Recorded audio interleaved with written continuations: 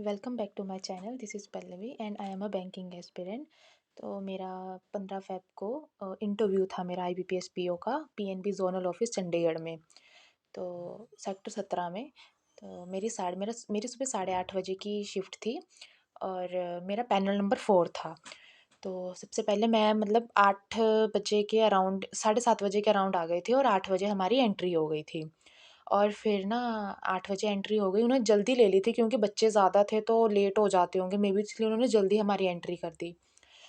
तो पहली बार ना उन्होंने हमारे जो थे वो कॉल लेटर स्कैन हुए, सबसे पहली बारी में। फिर उसके बाद उन्होंने पहले हमें पैनल वाइज़ बिठा दिया उन्होंने, फिर उसके बाद कॉल लेटर स्कैनिंग हुई, उसके बाद हमारी बायोमेट्रिक हुई, जैसे नॉर्मल हमारे जो एग्ज़ाम देते हैं उसमें होती है। फिर उसके बाद ना हमें ऊपर वाली 3rd फ्लोर पे भेज दिया गया, उधर हमारी डॉक्यूमेंट वेरिफ़िकेशन हुई। उसमें जैसे 10th की मार्कशीट और यूजी, पीजी और अगर आपने ग्रेजुएशन करी, ग्रेजुएशन की ओरिजिनल ओरिजिनल चाहिए। यहाँ पे लिख देती हूँ कि ओरिजिनल माँगी हुई थी। और हमारी ना मैंने बच्चों को सुना था कि वो ज़ेरॉक्स कॉपी के लिए बोल रहे थे, लेकिन हमारे में ज़ेरॉक्स कॉपी ली नहीं उन्होंने। अटेंडेंस हुई, फिर 10th की मार्कशीट दी और मैंने पोस्ट ग्रेजुएशन कर रखी है तो मैंने वो भी लिखी थी और ग्रेजुएशन दोनों की मैंने मार्कशीट दी। और आधार कार्ड जो भी वेरीफाइड, पैन कार्ड लगाया, जो भी वेरीफाइड डॉक्यूमेंट लगाया है वो लिखा मैंने। और हैंड रिटन एक उन्होंने कॉल लेटर पे लिखना होता है वो लिखवाया, वो वही देते हैं लिखने के लिए। और फिर उसके बाद उन्होंने ना अटेंडेंस हुई और लेफ्ट थंब का इम्प्रेशन होता है वो दिया। और फिर उसके बाद उन्होंने बोला कि ठीक है आप ना डीवी के लिए जाओ ऊपर, वो उससे भी ऊपर वाले फ्लोर में था। फिर उसके बाद हम लोग 3rd फ्लोर पे गए, पहले 2nd फ्लोर पे था फिर हम 3rd फ्लोर पे आए। फिर उसके बाद सीधा इंटरव्यू ही होना था। फिर इंटरव्यू के टाइम पे हमारे मतलब पैनल में 5 ही होते हैं वो मेंबर्स ना। तो मतलब 4 सर थे और 1 मैम थी। फिर उसके बाद क्या हुआ कि सबसे पहला मतलब नंबर हमारा ही था। सबसे पहला मतलब मेरा ही नंबर था। तो मैं ना मतलब पहले घबराई हुई थी बहुत, मैं बहुत ज़्यादा नर्वस हो जाती हूँ, मतलब एंग्ज़ायटी टाइप हो जाता है मुझे। लेकिन फिर क्या हुआ कि मैंने सोचा, तो उन्होंने मुझे हमसे पूछा कि सबसे पहले जाएगा कौन? तो मैंने बोला कि ठीक है मैं ही जाती हूँ, क्योंकि मुझे ये था कि यार बाद में उनका मूड ख़राब हो जाएगा तो इससे अच्छा बलि का बकरा पहले मैं ही बन जाती हूँ, कोई बात नहीं देखा जाएगा, अभी थोड़े खुश-खुश भी लग रहे हैं वो। तो मैं गई अंदर, तो पहले मैंने ना वैसे कमरा पता है कितना था? जैसे कभी आप बैंक गए हो, बैंक में जैसे मैनेजर का कमरा होता है ना, लेकिन वो भी थोड़ा बड़ा होता है। आई मीन उसमें ना बैठने के लिए जगह थी सिर्फ़, सिर्फ़ बैठने के लिए जगह थी। मतलब ये मान लो कि ये एंट्री है, ये है और ये कमरा है पूरा, और यहाँ पे वो लोग बैठे हुए हैं, यहाँ पे मैम बैठी है, यहाँ पे सर बैठे हैं और यहाँ पे बिल्कुल पास में ये टेबल है और बिल्कुल पास में मैं बैठी हुई हूँ, मेरे सामने चेयरमैन सर बैठे हुए हैं। और ये बिल्कुल मतलब जगह है ही नहीं, ना के बराबर है जगह, मतलब ठीक है थोड़ी-सी इतनी सी जगह होगी, मैंने थोड़ा बड़ा बना रखा है पर वैसे ही है। मैंने यहाँ पे होगा, यहाँ पे मेन दरवाज़ा है, फिर मैंने एंट्री करी, फिर मैंने सारे पैनल मेंबर्स को गुड मॉर्निंग विश करा, फिर उसके बाद मैं बैठ गई। फिर उन्होंने मेरे नाम पूछा, उन्होंने मुझे खुद ही बोला कि बेटा बैठ जाओ। मैं बैठ गई, फिर उन्होंने मेरा नाम पूछा, मैंने बोला सर ऐसे पल्लवी ठाकुर, फिर कहते हैं कि ये डेट ऑफ बर्थ। फिर मैंने अपनी डेट ऑफ बर्थ बताई, तो फिर उन्होंने बोला कि डेट ऑफ बर्थ तो आपकी बहुत सही है। तो मैंने बोला हाँ जी सर, ईज़ी टू रिमाइंड है ये, तो कहते हाँ। फिर उसके बाद उन्होंने बोला अच्छा आप कहाँ से बिलॉन्ग करते हो? तो मैंने उन्हें बताया कि जैसे मैं कांगड़ा डिस्ट्रिक्ट से बिलॉन्ग करती हूँ, हिमाचल से। उस दिन एक्चुअली सारे हिमाचल के ही आए हुए थे, मोस्टली तो हिमाचल के ही थे वहाँ पे। फिर उन्होंने मुझसे पूछा कि अच्छा, तो एक सर बोलते कि अच्छा पल्लवी, तो आप माता के दर्शन तो करके ही आए होंगे, नज़दीक रहते हो ना आप? तो मैंने बोला कि सर जो नज़दीक रहते होते हैं ना उनको माता के दर्शन नसीब नहीं होते हैं। कहते हाँ ये बात तो सही बोली है।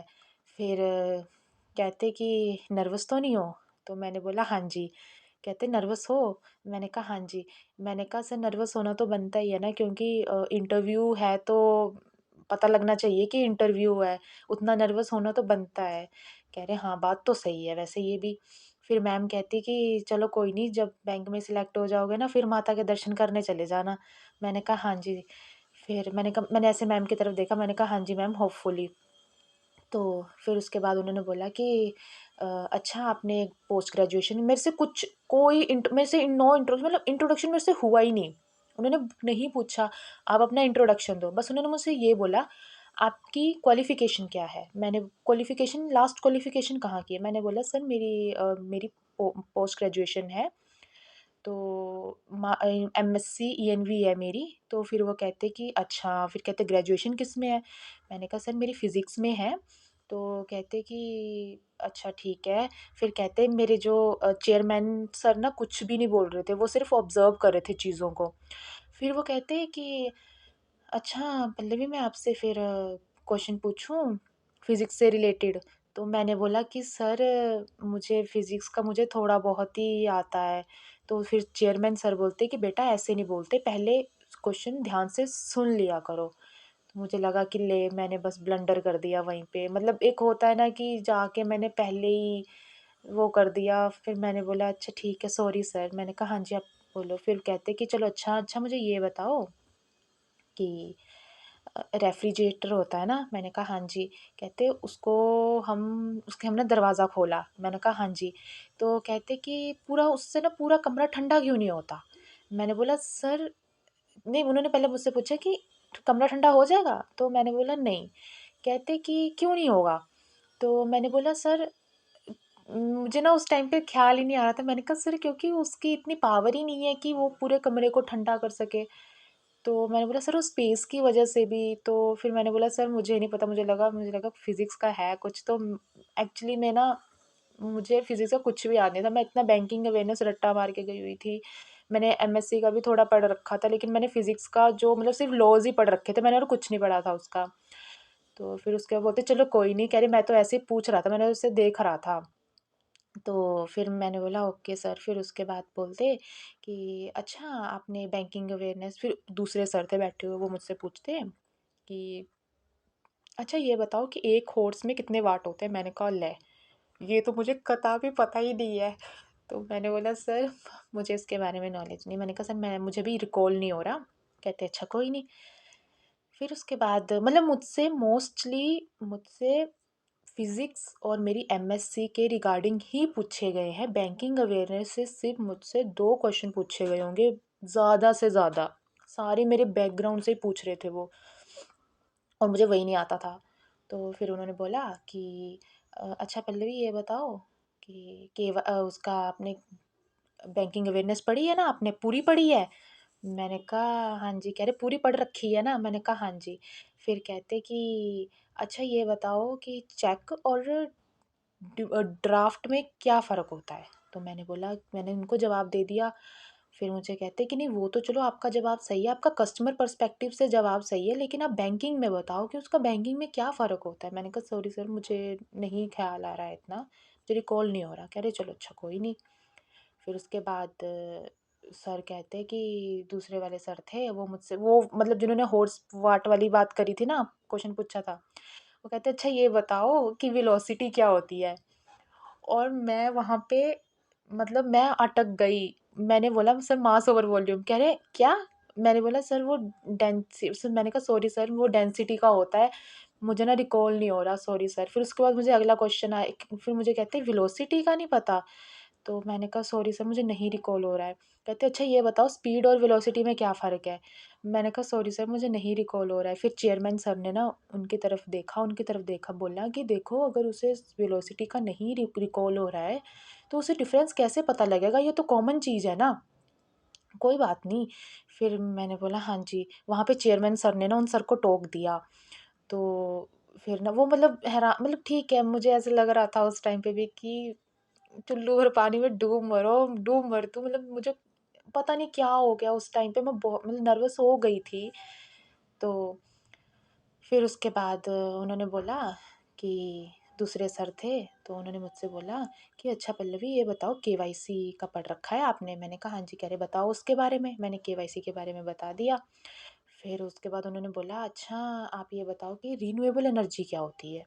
तो मैंने बोला कि सर मैंने उसका भी जवाब दे दिया। फिर उसके बाद बोलते अच्छा आप कोई स्कीम निकली हो रिन्यूएबल एनर्जी से, क्योंकि ये मेरे एमएससी के सब्जेक्ट थे तो मोस्टली उसी से पूछ रहे थे। जो बैंकिंग से रिलेटेड थे ना वो सिर्फ केवाईसी वाला ही क्वेश्चन आया था, और उससे क्वेश्चन ये आया था, और ये केवाईसी वाला, और केवाईसी का एक्ट पूछा था उन्होंने कि किस एक्ट के अंडर आया है ये।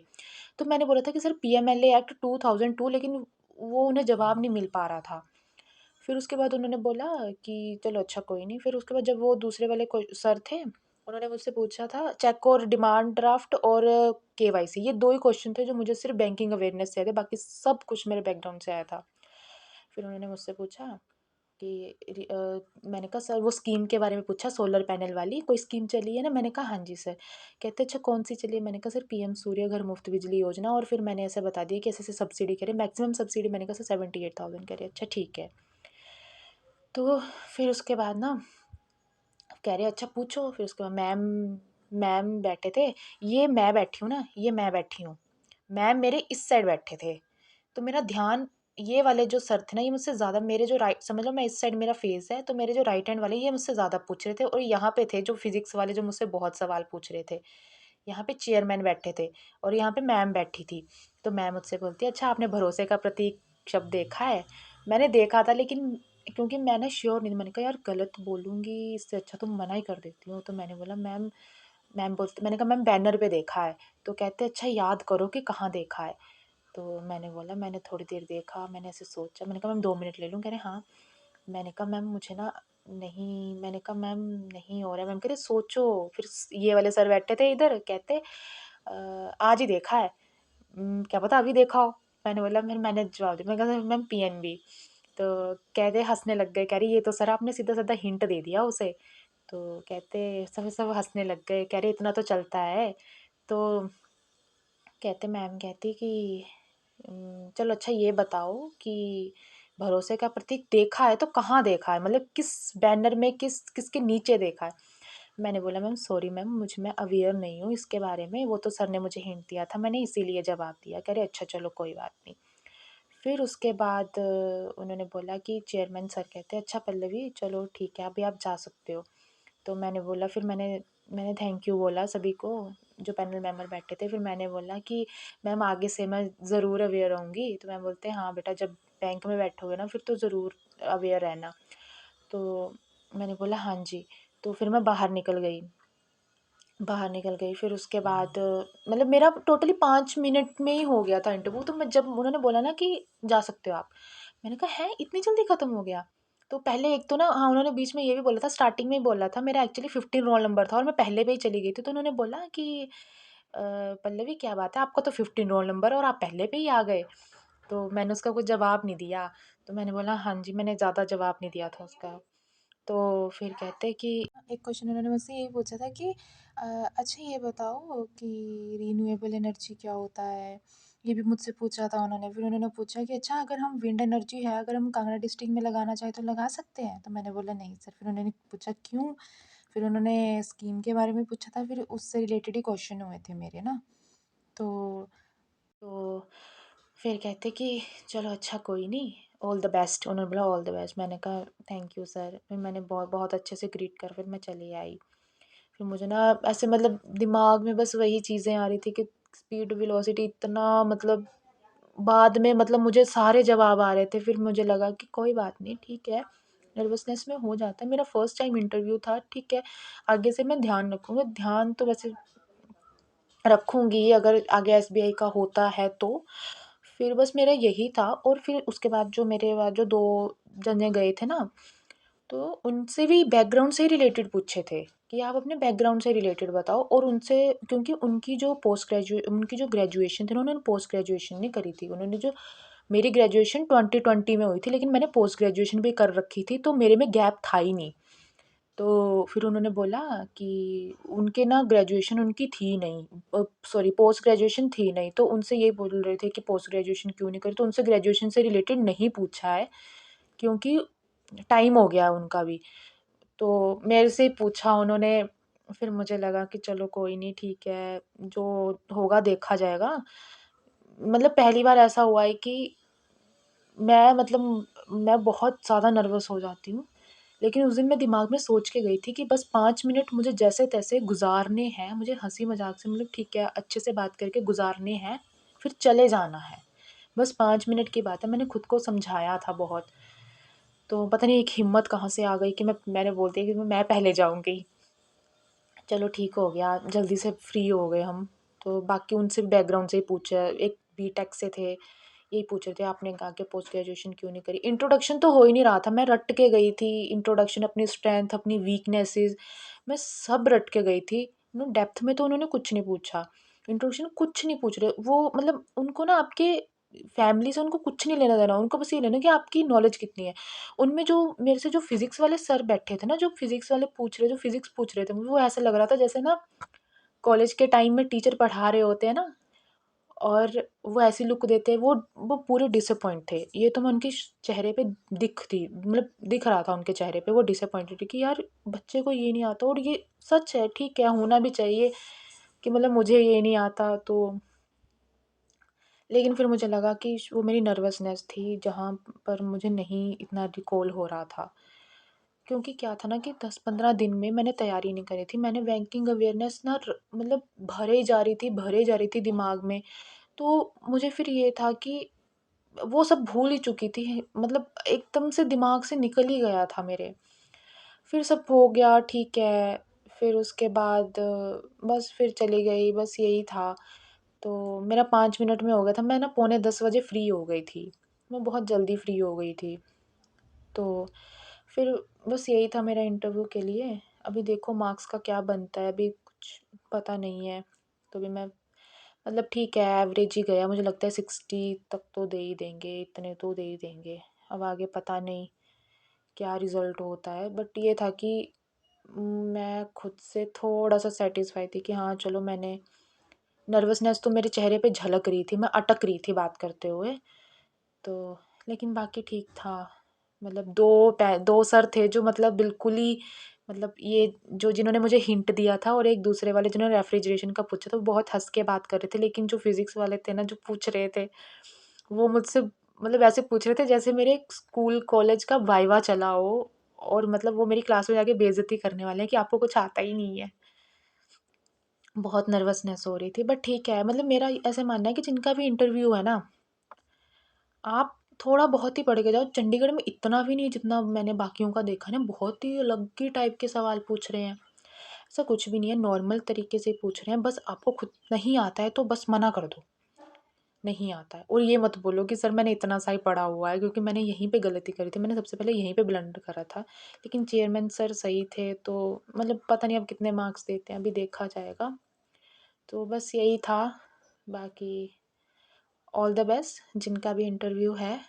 और एसबीआई क्लर्क का भी एग्ज़ाम आने वाला है, तो मेरा भी 28 को है उसका, एसबीआई क्लर्क का। तो वो भी देने जाना है, अभी उसकी तैयारी में लग जाते हैं। अभी इंटरव्यू तो हो गया, ठीक था, ज़्यादा बुरा भी नहीं था, ज़्यादा अच्छा भी नहीं था। तो बस बाकी thank you so much, please like share and subscribe the channel, thank you so much.